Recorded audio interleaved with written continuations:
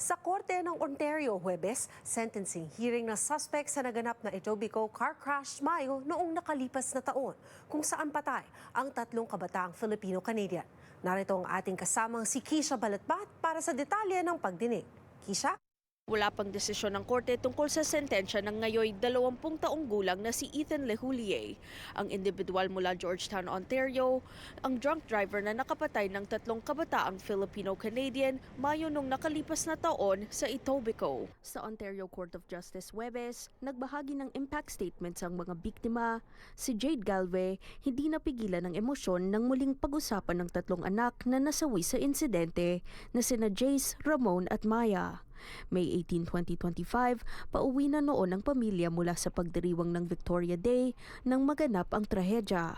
Si Lehulier, na 19 na taong gulang pa lamang noon, ang driver ng humaharurot na Dodge Caravan, nawalan ito ng kontrol bago bumangga sa Chrysler Pacifica sa kayang pamilya na nakatigil sa red light sa Highway 401 exit sa Etobicoke. Si Jade, ang 10 taong gulang na anak na si Avery at kanyang partner na Akash Paladugo lamang, ang tanging nakaligtas. Aminadong matinding trauma, anxiety at depression ang naidulot ng trahedya sa kanilang pamilya.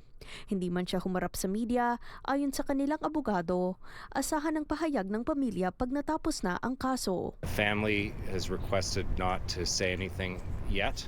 They will, I imagine, have something to say when the matter fully concludes, likely in the springtime. I would imagine by April or May we'll be back for the actual passing of sentence. So there's a lot for Her Honor to consider. It was obviously a very tough emotional day for everybody, and I know the family is relieved to have this over with, and we all look forward to concluding the matter in due course. Bago ang sentencing hearing, naghain na ng guilty plea si Lehulier sa 3 counts ng impaired driving causing bodily harm at 3 counts of impaired driving causing death. Muling magpupulong ang mga opisyal sa korte sa March 5 para mapagdesisyonan kung kailan ang petsa ng sentencing. Kisha Balatbat, Omni News, Toronto.